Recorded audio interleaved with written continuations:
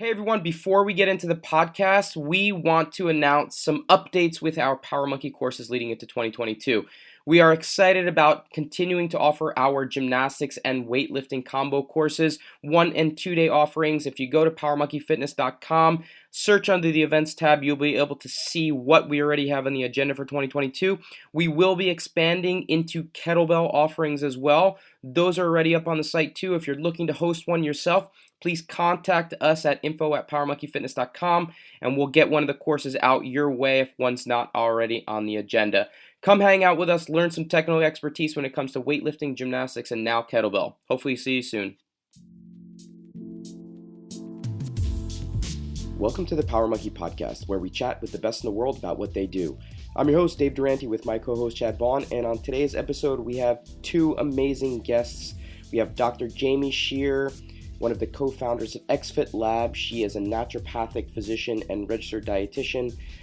One of our important pieces of Power Monkey Camp. She's an incredible person, incredible healer, someone that everybody who works with has nothing but rave reviews about. And then, of course, Dr. Mike Molloy, the owner and founder of M2 Performance Nutrition. Mike and Jaime have both been on the podcast with us numerous times in the past and have always been giving out incredible information to our listeners, as well as informing and getting Chad and I both up to date with some of the most recent literature and research when it comes to nutrition and everything diet and mind and body connection related. We love having them on the podcast. We're excited about talking about metabolism for a lot of this podcast, as well as some tricks and tips when it comes to traveling now that we're all getting back on the road, getting back to our normal lives now that the pandemic is starting to subside, as well as some things that are coming up in the next month camp related. We're lucky enough to have Dr. Jaime and Dr. Mike both out at Power Monkey Camp with us next month. So we're excited about talking about some of the things that are coming up in the near future. Hope you guys enjoy this one and hopefully you learn something new.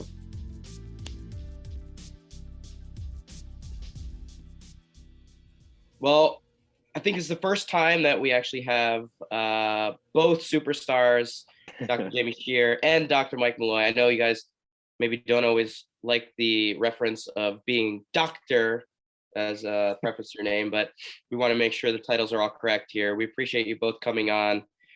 We know life is crazy as always, but thanks for taking the time to be on with Chad and I today. Yeah, pleasure. Thanks for having us.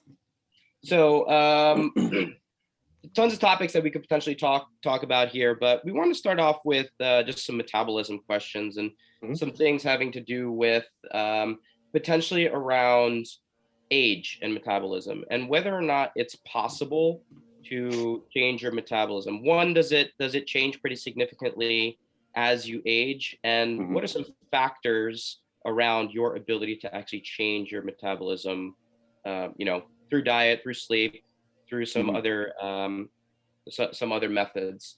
Just Sure. curious if that was kind of a jumping off point. Yeah, absolutely. Jaime, if you don't mind, I'll start and then you Go can for it, yeah. rock your knowledge from there. So I think for a long time we assumed that metabolism really did change pretty dramatically throughout like sort of our active years even. Certainly people experience weight gain in your 30s, 40s. Women, of course, postmenopausal will often talk about, where did this all come from and things of that nature. And there was actually a study that was just published this year, which kind of like flipped the whole field on its head a little bit, and basically kind of proved that doesn't really actually happen. So what they did is they analyzed metabolisms for like thousands and thousands of people all over the world. It's something like a 30 or 40 lab study, so it's a massive undertaking. And what they found is that your metabolism peaks really, really early in life, like roughly, a month after birth or so. And it undergoes sort of like a slow decline right up until about the time that you hit age 20 or so. But, at that point from age 20 all the way up to age 60, across thousands of participants, they saw absolutely no sign of metabolic slowdown. So meaning your basal or your resting metabolic rate, which I'm sure Jaime can tell us more about in a minute, it does not drop, it does not change. And so that really was a kind of an interesting breakthrough that teaches us that there's not some sort of like fundamental flaw in our own human physiology that says, hey, just because you're getting older means that you're not going to burn as many calories and you're destined to gain weight. So, relatively new research, but I thought was really, really interesting to see that this sort of thing that we had thought was so true for so long actually isn't. So that's where I'll start from there. I'll let Jaime talk a little bit. We can kind of expand more if you want. Yeah, it's an interesting concept to think about it from that perspective, because this is one of my favorite things about nutrition, is that there are so many ways to look at a different topic, and they all speak to the same thing, but maybe in a different language. And what I mean by that is that when I listen to what Mike is talking about, I absolutely agree. From the perspective of physiology and genetics and aging, we're not going to see a huge change to your innate metabolic abilities. However, I would also argue that there is an ability to optimize and or change, if you want, metabolism, not in the way that the layperson might perceive change as these massive changes, but even in something as small as, we know that muscle has a significantly higher metabolic rate than tissue that's not muscle, right? So if you take somebody who has very, very, very little skeletal muscle and goes on a Rockstar Power Monkey training program and puts on a lot of muscle, they will have a metabolism that burns more calories than it did before, because muscle is more demanding. So I think people get confused when we talk about metabolism. Like, you know, in the mainstream world, it's like, if I change my metabolism, I'm going to look leaner, or I'm going to lose more weight faster. And there's sort of these huge concepts around what it means to change metabolism. But I think it's so much more finite than that, right? Your thyroid function absolutely can change metabolic activity. We know that. There's something called T4, and T4 has an effect on resting metabolic rate. And if you didn't have thyroid disease younger, but all of a sudden you become hypothyroidism later in life, it does change it. Maybe not in the perspective that we want it to. But I think people have to understand the concept of metabolism as more than just like, oh, that person can lose weight pretty easily, or that person doesn't lose weight easily or gain muscle easily.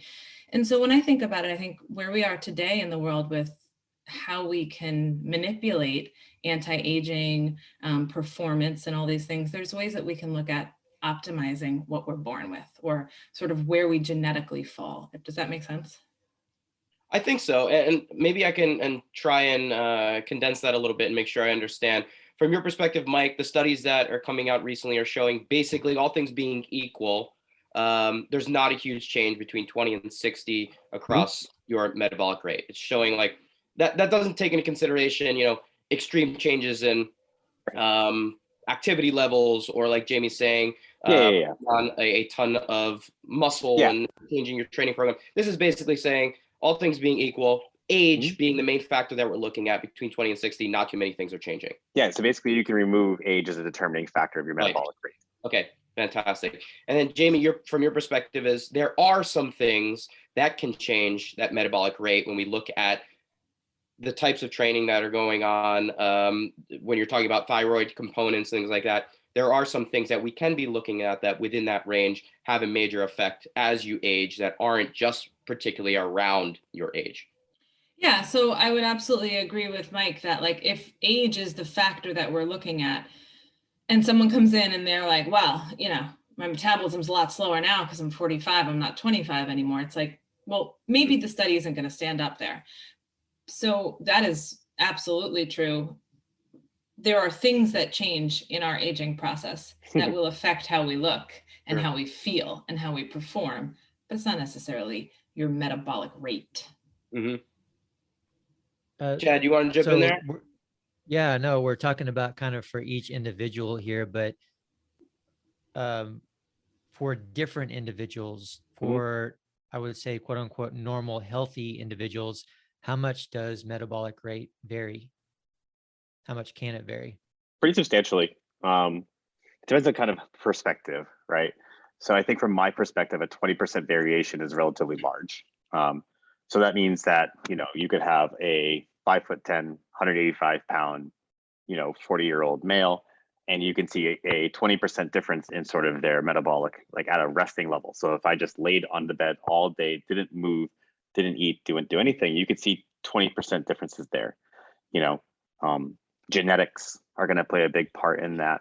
which, physiology going way beyond stuff that we probably want to talk about. Of course, at the end of the day, like your resting metabolic rate is typically considered to be the largest part of your overall metabolic output, but it's not the whole thing. So there are 4 major categories that go into determining what your overall daily energy expenditure, or you would consider potentially your metabolism, ends up being. So your resting metabolic rate is one, and we just talked about that, the calories you burn at complete rest over 24 hours. The second one is your thermic effective food. So essentially it requires energy to digest and absorb and bring calories into the body. A very low quality diet will have a thermic effect of about 10%, and a very high quality diet can have upwards of 20, maybe even 25%. So for perspective, if I eat 2,000 calories in a day, I'll burn 200 of those digesting a low quality diet, and upwards of 400 digesting a high quality diet. That is a change in your overall metabolic rate, your metabolism. And then Mike, before you jump to the next part, what do you distinguish as high quality versus low quality diet there? So low quality would be simply described as sort of like your typical Western diet, fast food, soda, things that are relatively quickly digested, relatively low protein, relatively low fiber. High quality, for simplicity's sake, let's just call it like a higher fiber, somewhat paleo-esque style diet. Okay. To answer your question? Yep. Yeah. And then parts 3 and 4 are exercise, and then all the movement you do throughout the day that is not exercise. And so those things, how much food you eat and what quality it is, how much you train, and how much you move outside of the gym throughout your day, time sitting, standing, etc., is going to massively change from myself to another 185-pound 40-year-old male, right? And I think at the end of the day, people can get really bogged down by thinking about, oh, I have a bad metabolism. And I'm like, well, even if you do, like, let's say you're one of the genetically unlucky people that has, a slightly slower metabolism. There is still so much shit you can do on a daily basis to improve your overall metabolic output, your overall total daily energy expenditure. And let's be clear, like no one's getting genetic changes made to them at this point in life. So you might as well stop worrying about it and focus on all the shit you can't control. And I just find this to be fascinating. The more we've learned about it from Jaime and Isaiah with XFit Lab, and having the RMR testing a component of camp, and having gone through the test myself, I am one of the people that are genetically not predisposed to a very high RMR number. Unfortunately, I am genetically pretty pathetic when it comes to that number. But from what I've been looking at here, is it accurate to say that about 70% of your overall energy expenditure comes from your RMR, like from your depends on the person. Depending on the person. So for your average American, about 70%. Yeah. Okay. So how much can you shift that to, say, an active person, a CrossFitter, someone who is working out a CrossFit type style workout, 1 hour a day, 6 sessions per week? How much does it shift to your energy expenditure coming from those other 3 factors: a really good diet, your general movement per day, and your actual fitness activities? How much would you say that shifts? For me, it depends on the person. I would say it has the biggest component that you're likely going to change for your average listener on this call is what we call your non-energy activity thermogenesis. So the movement you do outside of the gym, right? That's the biggest variable piece of the pie. And I think the part that most people underappreciate the most. So simply from going from sitting to standing, you double your caloric output over that time period, right? Now you walk at like 2 miles an hour, which is ungodly slow. Like I probably would struggle to walk that slowly if I wanted to. And you double it again, right? Gardening, house chores, whatever you do for work, all of those things are going to influence this, what we call NEAT, non-energy activity thermogenesis.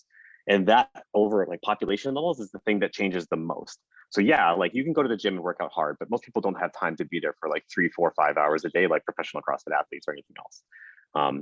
Bills, family, all that stuff's going to take precedent. But if you spend, let's say 15 of your other, waking hours of the day seated on your butt, that's a huge lost opportunity as it relates to what you can do to increase your overall metabolic output on a daily basis. I don't know if Jaime, you agree or not, but like for me, like getting people to start walking more and sitting less has been the most impactful thing that I've seen time and time and time again for people that supposedly, quote, cannot lose weight. You get them to do those things and like, voila, it just happens magically. Love that. Yeah, no, I absolutely agree. I think if we use the number of 70% for what we're born with, what we have, what's not shifting, then you think of 30% of it as something we can manipulate in some capacity. 30% is a lot. Imagine you got 30% stronger on your lift. Like, it's a lot, right? So I think there's a huge opportunity in that 30% to look at our own wellness and our own health and figure out what can be, if you will use the word manipulated. I think Mike brings up a good point. I know I have a slightly different demographic concentration in my practice, which is less of the professional CrossFit athlete and more of the, everyday fitness enthusiast who also works 18-hour days.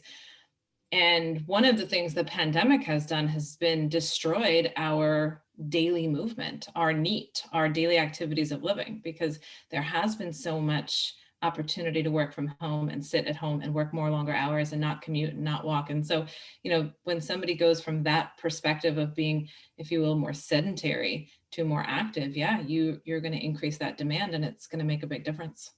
Yeah, especially as New Yorkers, right? Where Oh my God, part of your day traveling is by foot, walking around the city, right? 100%. It's unbelievable. Yeah. 100%. So I think the take-home message is like you could take that 70% that like exists for an average American for like what your daily output comes from, and you can shrink it. So now it's 50%. And in reality, it's not shrinking your metabolism. What it's doing is increasing all those other categories, right? Right. So you go to the gym, eat a high quality diet. You focus on getting a standing desk and going for, 45-minute walks throughout, once a day. If you can do those things, all of a sudden, it's not 70% that's determining whether or not you will or will not, lose weight or whatever else you want to do. It's 50%, and that's going to help a lot. Mm-hmm. I love that. Go ahead, Chad. Yeah, I'm just wondering, how do you, as nutritionists and people who help athletes or people in general try to be healthier and lose weight if that's their goal, how do you get them to understand, that if they have in their mind that they have a low metabolism and they're so far behind, anytime we're so far behind as humans that we feel like the mountain is too high to climb, right? So it's like, it makes it harder to start. So how do you make them understand these things and say, hey, it's not that you're so far behind, or how far behind are they if they have, again, a healthy human that doesn't have any disease that's causing their metabolism to be lower, but they're on the low end of normal. How far behind are they from someone that's on the high end of normal? How far is that really for them? So I'm going to jump in on this one. And I have this very strong practice within my practice that everybody comes to the table with, which is this concept of we can only compare us to ourselves. You compare you to you and nobody else. Because the moment we compare ourselves to another human, we've lost all power. We've lost all power of self. We've now given it away to the comparison of somebody who's not us. And therefore you can't win because it's not comparing you to where you were. So if somebody's coming with the mentality and the perspective of, I'm so far behind, I'm so low, it's like only if you're comparing yourself to the metabolism of a Michael Phelps. But if this is where you started and this is where your genetics are, and we're going to work to optimize that and improve that for you, well, then you're actually not behind anything. You're at the starting point. And isn't that fantastic? Look at all the opportunity for change that we have ahead, right? I think we get lost in the process in search for sort of the best and the perfection that we lose the progress along the way. So it's like you're so overwhelmed by how much more you have to go, or not being the best, or being so far behind. But if we actually bring it back to you, and this is where you started, if we use Dave as an example, like he's somebody who identifies as having a slower metabolism, but he's optimized it in a way that has created a space for him. That's fantastic. Somebody could say, well, I want to be that. And like, we can only compare you to you. You're not Dave. So if we start where you are right now, like same thing as running a marathon, right? You can talk about the last mile of the marathon, but we got to first conquer the first 5. So I think that's actually a game of mentality, which most of nutrition is. Mm-hmm. And so having the test done and knowing what that number is initially is pretty important, right? Would you recommend most people having an RMR test done as kind of a starting point to know what their metabolism actually looks like? Is it important for people that you work with? For me, it's not vital for them to have it done. It's not, and I'm not going to use the word important, feels like the wrong word. It's not necessary is probably the best word to use. Is it a tool that we can add to understanding with more clarity? Absolutely. Is it important in optimizing their plan if they're more in the high output professional athlete space? Yeah, for sure. I don't, in the absence of disordered eating and things like that, like this is information that can be used as a tool to help you meet goals, to better understand, to provide more clarity, to know where that starting point is. So I think it's helpful. I don't think it's necessary, but most of the time people will be able to assimilate some of that information as useful in understanding themselves a little bit better, right? So it's like you can eat healthy to manage your cholesterol, but if you know what your cholesterol is, you may be that much more motivated to eat healthier to manipulate it. Yeah, I agree. I definitely feel oh, sorry. Yeah, go ahead, Mike. No, Chad, go for it, please. I was just saying, I just feel like for me, that number would be critical because I'm an athlete, an individual who's driven by numbers. So I guess it kind of depends on the person and what they need for that motivation. If I was trying to lose weight or increase my metabolism for whatever reason, I feel like that number would be the starting point and critical for me. I'm like Jamie though, so like I like it, but I don't need it. And here's why. To use you as an example, Chad, sure, there's a 20% variation in metabolism from person to person, but the vast majority of those people, it's going to fall on what we call like a standard curve. They're going to fall much much closer to that median, to that normal. And we're talking about variations of something on the order of maybe like 40, 50 calories for 90% of people that you come across. And so yeah, you might have an outlier every now and again, but it's highly unlikely, right? And so like, everybody wants to be the exception to the rule, but if everybody's the exception, then then there would be no normal, right? And so I just assume that most people are going to fall pretty close to that. And a variation of 50 calories is pretty much nothing, right? It's like maybe a half an apple in a day, That's not going to be the determining factor of whether or not you do or do not make success, either as a high level athlete, an everyday person looking to be healthier, somebody who's focused on aesthetics. Those things really are not going to matter dramatically, in my opinion.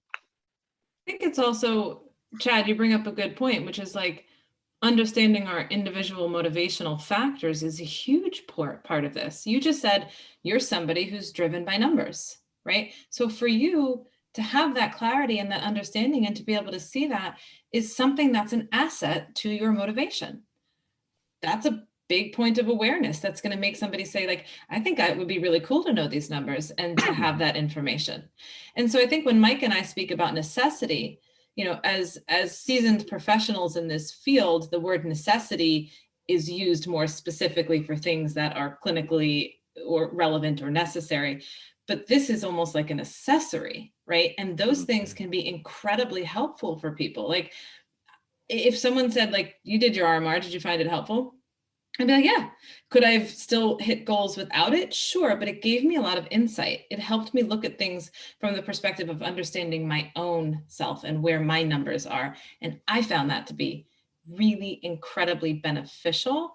I think, you saying you're a numbers person, or Dave saying like he saw his was slow, he can probably take that back to family issues and health and see even more of the impact of why that reminded him of all the things that he needs to do. So I think I like to use accessories in our health and our wellness and our fitness the same way. Like I'll use my Apple Watch to remind me to stand for 10 minutes of every hour, because it is something that keeps us aware.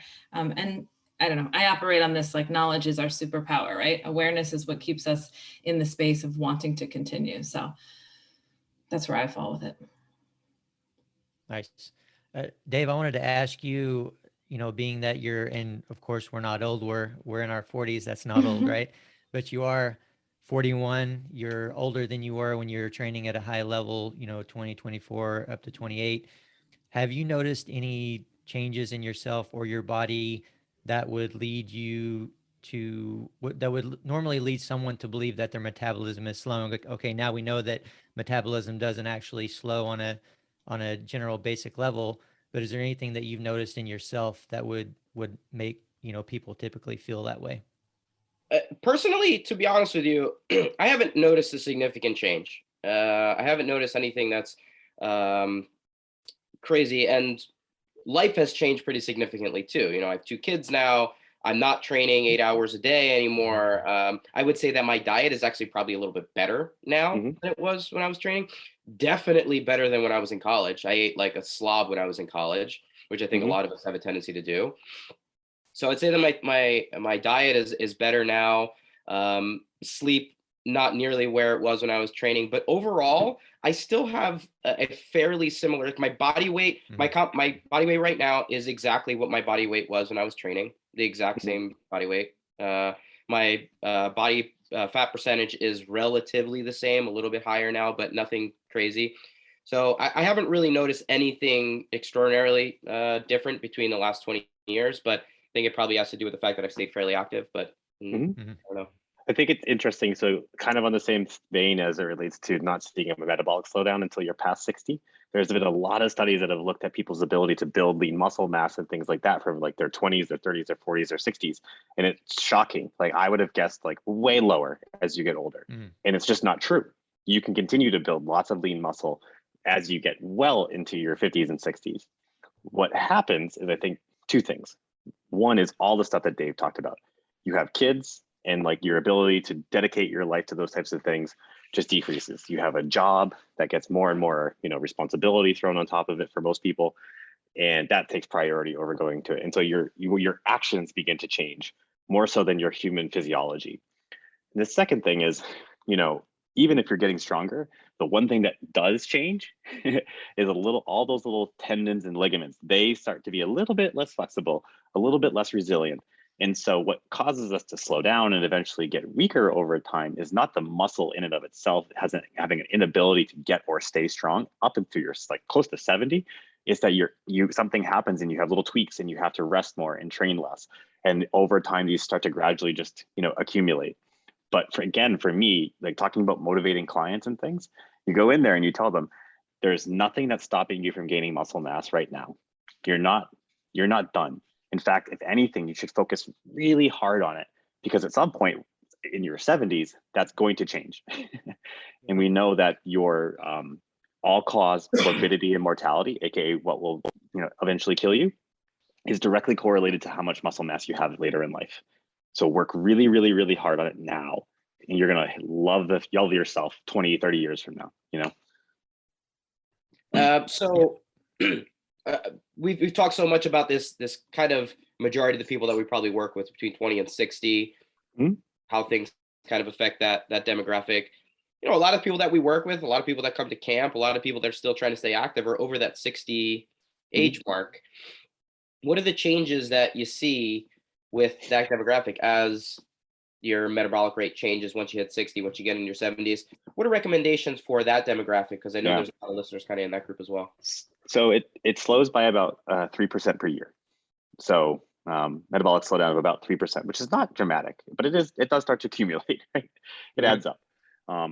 And once you start to break through that 60s area, like the ability to build muscle does start to slow down, like roughly between age 60 and 70. We don't have that quite as well detailed, but 100% there are things that you can do. And I think the most important one that people spend the least amount of time thinking about is protein intake, especially for women, postmenopausal especially. Like we know that protein intake is directly, like very, very strong correlations with retention of an ability to continue to build lean muscle mass. So the baseline recommendation for this is about 1.6 grams per kilogram, or the math is a little bit hard for me, somewhere in the range of 0.75 grams for a pound. So like 135 pound female would be somewhere like, again, don't forgive me the mental math, somewhere around 90 grams a day, right? Doesn't mean you can't eat more than that, but on average, an American, or Western culture person eats substantially less than that, especially as they get older. And that's one major, major thing that I think from a nutritional perspective, we work really hard with people is to understand the importance of protein as it relates to building lean muscle mass, as it relates to satiety, as it relates to higher thermic effects of food, driving a stronger metabolism. And so that would be one of the places that I start immediately. Interesting. Chad, from your perspective, have you noticed any differences now that you're turning 60 pretty soon? No, I mean, when I knew we were going to talk about this, I really started thinking about it and not. It's I think for me, I probably weigh a little bit less. My diet it's not terrible, but it's not near as good as it was when I was training at a high level. Again, training less often, but my weight is down slightly from where it used to be. And I think some of that is a little bit less muscle mass. I think I'm probably not too far off body fat percentage wise. So it seems very similar to what it was before. So it's definitely interesting to hear what you were talking about, Mike. And I was glad to hear that study from 20 to 60 that it doesn't really slow down, because I think that's something that people get stuck in their minds. And I think for me, the longer I go and the more athletes I coach, the more I realize that these things that seem to dwindle in our bodies and that we relate to aging, it's more so about the changes in our frequency of Actions. training, our actions, maybe our diet is changing. Again, we get busier, we're sleeping less, and I'm sleeping less, far less than I was. That's another factor. So I think it's more about those factors. And so I don't think, for me, for example, I'm lifting a lot less than I used to, meaning the amount of weight that I can snatch and clean and jerk is significantly less than it was before. But that's more so because I'm not training to lift as heavy as I can. I'm not doing the things that I was doing at a younger age, and far less about my actual age. And I wish that more people would understand that. And maybe they're beginning to do that. And maybe, this podcast can help, deliver that message and that understanding. I'm not saying that I could still be lifting the same amount of weights, but maybe I could. I don't really know that. And I don't know how many people could know that, because nobody is staying in it for that length of time. Certainly at age 31 or 32, I was lifting, around the same or even a little bit more than I was at 24. So again, I had those training years, and the age did not, pull those numbers back any. It's interesting to hear you guys say this, and to know that if you can do things the right way as an elite athlete, and you train smarter, I think that so many of us can stay in so much longer than we think. I got one last question here, and then we'll change topics. But can you just mention a little bit about the respiratory quotient with regards to RMR? Basically, the percentage of metabolism that is split between your burning of carbs versus fats, and how that can be a factor in terms of the diet recommendation for a person. Is that something that you guys look at all when doing the test? Is that important at all? So, I mean, I can speak to that from the perspective of, there's always a margin of error. So we have to be really mindful of if you're truly capturing somebody who, was fasting, not on any specific type of diet that might have thrown it off, or therapies and things. But again, it's information. Like, we can look to see an efficiency of fuel, right? Burning fats versus burning carbs. And where I see this, the greatest significance in sort of that wheel, if you will, of information, is like, if I RMR test somebody who's a fat adapted, who's been following a keto diet for a long time, it absolutely looks very different than somebody who has a more balanced macronutrient approach. So there is a definite response to our metabolism's ability and or utilization of burning fats versus burning carbs. And the test would say that we want to be able to be more efficient at fat as a fuel. I think when we manipulate, or when we extract that information to the individual, it's a little harder to speak to the masses, right? You really have to understand what somebody's eating, how they're training, and what's going on in their day-to-day, to then be able to take that information and say, look, here's your efficiency. Here's how well you're burning fats versus how well you're burning carbohydrates. And do we want to work on that? Do we want to shift that? What does your diet look like? What does your training look like? What does your recovery look like? What does your stress levels look like? And that is where that information becomes incredibly useful for me in this test, right? So yes, we can get an RMR number, and that's one aspect. But if we're talking about the test as a total, I actually find from the perspective of individualized nutrition, I find looking at the efficiency of carbohydrates and fats so much more introspective and beneficial. I also think it helps people feel more confident in their dietary changes and their approaches.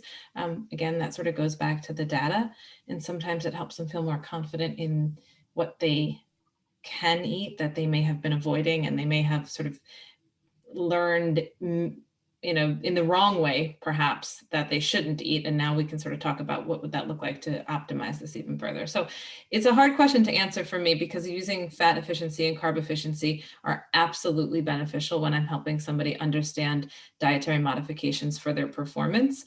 But it really needs a detailed conversation about what's actually happening, what they've done, and what their goals are. Yeah, I think it's just such a testament to both of you guys and the success that you had in your business is that you're able to individualize and look at a holistic approach. It's not one number, it's not one test. There are many factors that play into that person being healthier, leading a better lifestyle, being more active, being more capable as an athlete. And so one test can be a metric that's helpful, but as you're mentioning, Jaime, there's a lot of other things that we need to look at holistically to create a better picture for what's best, a best resort, a best option for that person. I appreciate that from both of you guys' perspectives. Switching gears a little bit. We're coming up on travel season as summer approaches, and fortunately, it looks like everyone's summers are going to look like they were pre-pandemic a little bit, with being able to go on those vacations and get on planes a little bit more and not have to worry about so much of some of the things that we've had to worry about the last couple of years. And wanted to go into a little bit of some travel questions for you guys. First, just as a ranking system, when you're traveling, or recommendations when you're traveling, how would you kind of rank these in terms of importance when it comes to being able to optimize that trip, or being able to create a higher level of wellness while you're there, between diet and macros, your sleep, managing of stress, and your fitness during that specific trip? Is it something that all is important individually and all need to be factored in together? But from your own perspective, is there one that you kind of lean on quite a bit to say, I need to make sure that this is on point when I'm traveling, and the others kind of fall into place? Sure. For me personally, vacation is definitely all about making sure sleep is on point as much as I possibly can. First and foremost, sleep is the huge aspect of my normal life. And oftentimes, just due to the rigors of the day, it doesn't quite get where it needs to be. So if I'm on vacation, like, that's a non-negotiable for me. That's just how I vacation too, right? Like, I'm not about necessarily filling every second of every hour of every day with some experience. There's some level of downtime there as well. From a nutritional point of view, I'm definitely still like moderately conscious about my nutrition when I'm on vacation, but I'm definitely not doing anything related to tracking of macros or anything like that. The way I generally approach things, the way that I recommend for the vast majority of people that are going on vacation, if they're looking to maintain some control over their diet, is to focus on protein, vegetable rich breakfast and lunch. So that could be, an omelet with, vegetables and salsa and stuff like that to start the day, maybe some fruit on the side. Lunch could be a salad with some sort of protein built into it. And then for dinner, I'm going to enjoy myself, right? Like, if I'm going on vacation or going on a trip, especially if it's for fun, I want to have something that I probably cannot have back home, right? And so that meal, I am not thinking about anything nutritionally other than what's not going to piss my stomach off and cause me to spend hours of discomfort later on writhing in bed or something. So, that's my level of importance on that. So I kind of calorie control for the first start of the day, but I absolutely still eat. And then I enjoy myself for dinner, maybe have whatever, a glass of wine, a drink, dessert, absolutely, for sure. And build life memories that in that moment are way more important to me than nutrition. Jaime, do you have any perspective there? Yeah, I mean, Love that answer. Agree. I think the other thing that comes to mind for me with travel is being really mindful of hydration. So I think it's probably my first principle, which is like, you travel on an airplane, you're traveling, you're not in your normal environment. There may be more alcohol, there may be more salt. So I'm really, really, really mindful of being hydrated. That's probably the most important for me over sleep, stress, food, because those things will all be on my mind. But I think I encourage everybody to keep hydration at a really, really important place for them on vacation. That's the one area I don't want it to see fall off. I don't want them to get dehydrated. It makes you feel worse. There's always a change to the diet. There's, traveler's constipation is one of the most like common phenomenons for people and really matters around hydration. So that would be what I would add to Mike's awesome answer would be to just also really make sure that you are mindful of being very well hydrated. And so we're kind of talking about this in regards to vacation. Now, I'm sure many of your clients too, and maybe I'm speaking about this for myself too, because I know Jamie, we've had these conversations in the past. For the work traveler, the person that travels a ton for work, and maybe it's not an opportunity to sleep and try out new foods, but you're traveling every week for work. It's a short trip. You'll be going halfway across the world, and for that person who's doing it, I was traveling pre-pandemic every 2 weeks. I was on another trip. I was traveling upwards of 40 weeks a year. And, that type of travel schedule for the is quite different than someone traveling for a vacation. Any differences in terms of recommendation for that type of a situation? Yeah, big time. That's all about stress management for me. Assuming you're not Mike Service, who is the least stressed out human being I've ever met in my entire life. It's all facade. It's all fake. Yeah. But it's all about managing like overall stress, and the analogy that's thrown around a lot that I really love is you've got a bucket and you're pouring water into the bucket and there's a spout on the bottom, right? And so if you have a super easy travel day, no delays, in and out, no problems, and you want to go work out, have fun, go do whatever you want to do. If you sit on the tarmac for 3 hours before, you even take off and it's a 12-hour flight, you arrive there, thinking that all of a sudden going and crushing yourself in the gym immediately, or even the next day, probably not a good idea, And so it's about sort of like thinking from a, like that stress management point of view. So for me, the thing that Jamie mentioned, hydration, that's something you can always do. Food choices, I kind of operate on a good, better, best principle. So if you're home and you're really dedicated, maybe you're going for the best options, right? If you're traveling, in that situation for work, the best option may not exist. Maybe you get stuck somewhere overnight that you weren't planned for. You can still make a good choice. And so I just try to operate from that principle. A good choice might be, a piece of protein the size of my fist, some sort of colorful food on the rest of the plate. And what happens after that happens after that, It's just balancing all of these things out. So if the travel is easy, you could probably push it on the fitness side of things. If the travel destroys you, maybe back off and just do some easy movement flow that day and, fight, what is it?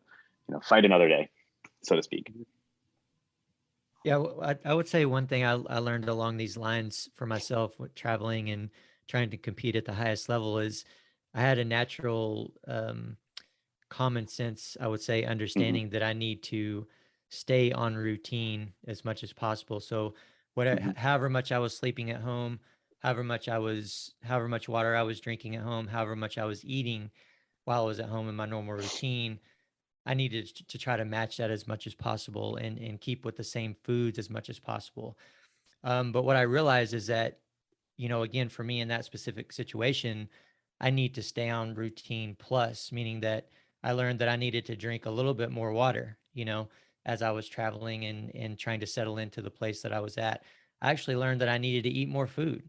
I did have to cut, I did have to sweat weight, but I also wanted to maintain my body weight at a certain level for a certain amount of time. And I realized that if I'm just maintaining the same amount of food that I'm taking in normally, I'm going to lose a little bit too much weight too soon. That's just the way that my body worked. So I think, again, in that specific situation, I needed to stay on routine plus.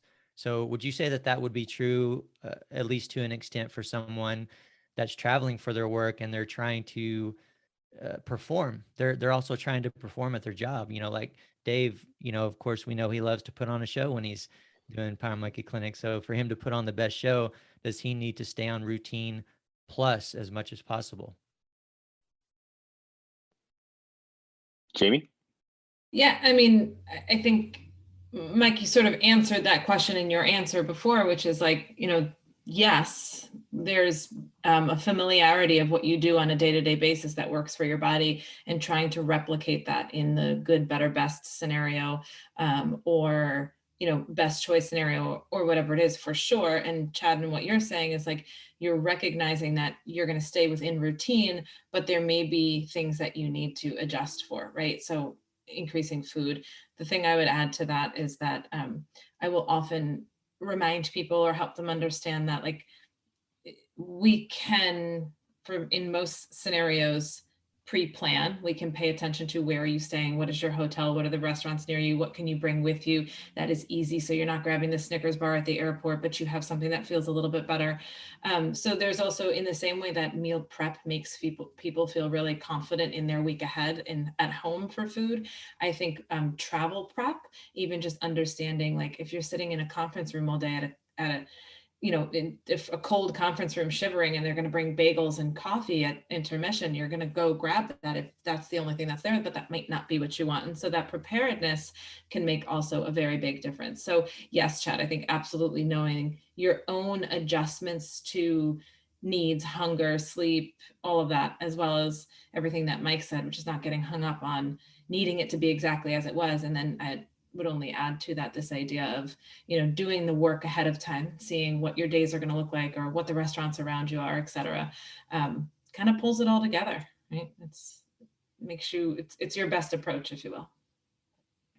So from your own perspective, not just with your clients, but your own personal travel regimes that you guys go through, sleep aids, snacks, books, magazines, entertainment, what are your go-tos personally when it comes to maximizing a long trip? What do you guys like to bring with you? What do you carry a huge bag of snacks with you? I know there's a commercial out there I always find funny. It's like one of those ones, "Are you becoming your parent?" I think it's like one of those insurance commercials where they're at the airport and the guy shows up with like a huge bag of snacks, and I was like, I always travel like that with my own bag of snacks. What do you guys like to do? I'll answer this question. I'm gonna go get my kiddo and bring him down for the rest of our chat. Yeah, definitely. So like Jamie said, I'll bring a big empty bottle of water that I can fill as soon as I get through security, and just start to hydrate, because dehydration is a massive thing on airplanes. And then I'll bring a ton of like lean protein options and carbs that I know don't bother my stomach. So might be like a bag of turkey jerky or something along those lines. And rice cakes, protein bars, things of that nature, just to give me options to get through the day. Should I, find myself in a place where, like, as an example, during COVID, I got to a situation where all of the restaurants in Logan Airport were closed. All of them. There was nothing. I think it was complete shutdown. I was going to Power Monkey, and I was like, I have nothing. I would have nothing to eat for the next 5 hours if I hadn't brought it with me, right? And as like, I'm convinced that I'll probably die if I don't eat every 2 hours, just because I'm literally always hungry. But that's my thing, just hydration when I get there, and then snacks in case disaster strikes. If I don't eat them, whatever, they just sit in the bag on the way for the way home. Love it. What about you, Jamie? I'm a creature of habit. I like the same thing over and over and over. So I'll bring the same bar with me everywhere I go. I'll bring 50 of them and eat them. I don't tire of it, I guess. So I definitely bring. I'm not the big snacks, all the variety pack, but I definitely have my snack that I'm drawn to. What'd you go to? What'd you go to? It's a macro bar. Oh, me too. Wait, Go Macro Bar? Forget it. Yes, the Go Macro Bar. The best. Game over. Which flavor? The peanut butter chip one, chocolate peanut butter chip. It's ridiculous. And the cherry one too. Those two are legit. They're amazing. And just for anybody listening, it is one of the only companies out there that has a variety, not just one, a variety of nut-free bars, because everybody on this call knows what the nut situation is like in the Robinson house. Is not allowed to happen. So if you are allergic to nuts, they also have a variety of choices that are nut-free, just FYI. But yeah, Go Macro, game over, man. That's it for me. So, and then as sleep aids, stress stuff that you talked about, I am admittingly a workaholic. So I tend to travel with my computer, and I tend to work on projects I don't have time to work on during my day-to-day. And that actually brings me a little bit of stress relief, because I feel like I'm doing something that I want to get done that I haven't had time to get done, which I realize is probably not the best management of stress, but it helps me feel a little bit better. And then, when it comes to things like sleep aids, or, everybody's individual. Some people really have a hard time settling into travel, and they may travel with something like, a calming tea or a melatonin. And we have an awesome sleep lecture at Power Monkey, which I learned so much from, and really just sort of the ability to use those things as needed and what that can do and how that can be beneficial. So yeah, I love a good book. I love a good Go Macro bar. It's always on my computer. That's how I'd say, obviously you're a workaholic, as you mentioned, but you're like a serial entrepreneur too, Jamie. You have like hand in a million different things. It's not just your wellness brand, and you have Expert Lab, and you have a million other things that you could probably do whole other podcasts on. But it's not surprising that you bring your computer with you when you travel. Chad, what about you? What's your go-tos? My go-tos for traveling? Yeah. These days, really, I don't prepare much at all. I mean, I might bring a few snacks or something like that, but I'm pretty laid back with that stuff, and I think it's because I was so strict for so many years, and at this point I'm kind of somewhat getting away with it, right? So I think I enjoy a good beer. So if I'm traveling to relieve a little bit of stress, I might go sit down and have a beer, get a beer on the flight or something like that, and try to relax a little bit just as much as I can. I will say though that I do feel like I'm naturally able to relax more during travel, during long flights than I was before. I think I was just, amped up and nervous about the competing and everything else. And so finally, probably starting in about, I guess, right after my high level career, I was able to sleep on the plane for the first time. I was never able to sleep very well at all on planes or for much time at all. So now I'm so thankful for that. That's for sure. Love it. Love hearing that. Well, Jamie, I got to say, I'm leaving on a trip to Europe this weekend, and I went to a store yesterday. I got like 30 Go Macro bars. I got some salmon jerky. I got like everything I need for that trip. So I'm ready to go from a snack perspective. That's for sure. It's a fantastic bar. Yeah. We have no affiliate. At least I don't have any affiliation with them. I have no affiliation either, but I may need to. May need to work that into camp. There may need to make a presence there. Absolutely. Well, we're getting close to the end here. Mike, I know you got your little baby boy there. He's adorable. I don't know if the listeners, or if they're watching this on YouTube, they can see cute Aiden there. Little guy. How many months is he now? He's just a little over 7 weeks, so coming up on 2 months old soon here.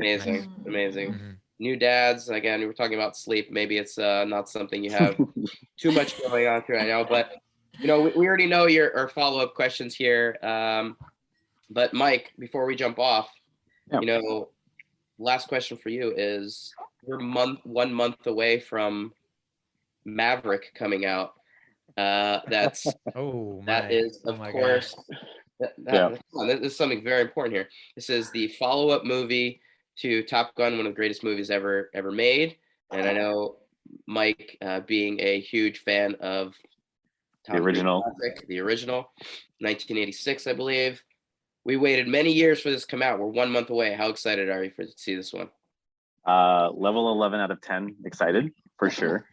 I just hope it doesn't disappoint, right? Like that's the only fear, but I think I'll try to make the best of it. Anybody that tells me that's terrible, I'll probably just run away from them or give them a quick kick to the ass. If it's 1 month away, does it come out? And camp is a month away. Does it come out the week of camp? It's actually at the end of May. It's coming out May 27th. Okay. I was gonna say end of May. It would have been amazing if it was coming out during camp. But one of the other fun things, I know, Mike, you got to leave early at camp this time. But we're doing the party at camp this year is I'm so upset about this. Movie characters, and I was anticipating you being someone from maybe it wasn't going to be. I might just wear my flight suit when I give my nutrition seminar on Monday night, just for the shits and giggles. I'll have a big cigar, talk about all kinds of movie quotes from there, just to kind of get my fix in, because unfortunately I'm really bummed I'm going to miss the Friday night party where I absolutely would have gone Top Gun all the way. Although I'll be completely honest, it is a close top up between Top Gun, and if anybody else has seen it, Rad Oh, Racing, wait, the BMX movie. We need a new podcast. We have to start over no, again. absolutely. Because I've heard you're ruining one of my. I was gonna have a costume change that happened during the party. I was gonna dress. You would make a really good Crew Jones, but you know. Well, and there's a very famous gymnast in Rad. Bart Connor was Bart Taylor, the bad guy in that movie. Bart Connor from the '84 Olympic gold medal team in LA was the bad guy, Bart Taylor, in that movie. So it was very big in gymnastics circles growing up. But there's a scene in that movie, before you guys jump off, where they have their prom, which is very similar to our Power Monkey dance party. And they come out in their prom on their bikes, and they do a dance on their bikes. And I'm trying to convince Sadie to do the same dance on tricycles at Power Monkey. The stunt doubling for that movie in that scene is some of the worst stunt doubling of all time. The guy who plays the woman on the bike, on the BMX bike, it's disturbing on many levels that I can't talk about on a PG-13 rated podcast. So if you haven't seen it, watch Rad, check it out. Especially if you're coming to next Power Monkey Camp, check it out before you come to the party. I will say it is hard to find though. I that's probably my favorite movie. That it's either that or Vision Quest, but those movies are very hard to find. And probably third or fourth with Top Gun up there as well is the Dirt Bike Kid. I don't know if you guys remember that one, but that one's pretty amazing as well. I love it. Jamie, you're familiar with any of these? Aside from only Top Gun and Rad. I don't know the dirt bike one. All right. You've seen Rad though. Yeah, but I feel like it was a long time ago. It's like the 80s as well. Amazingly, Lori Loughlin in there, now infamous nowadays, but just amazing back in the mid 80s for that movie. So classic. Yeah, it's been a while. All right. Well, it'll be also the movie that we play on Thursday night movie night at camp. So we'll have everyone have a chance to watch it together in person before we have the party on Friday night. Amazing. Well, that's it for me, guys. Any parting words, anything that you got going on right now that we want people to know about? Jamie, you first. No, I mean, can't wait to come to camp. It's a month away. Very excited to see everybody. Same old over here. Excellent. We'll give Isaiah our best. We'll do. We miss both of you guys very much. What about you, Mike? Thanks, guys. I got enough new shit going on here, quite literally. So I don't need anything else new in my life these days. Everything's good, and I'm definitely excited to come to camp, even just Sunday through Tuesday, Wednesday. I can't remember when I'm flying out, but really looking forward to it. Excellent.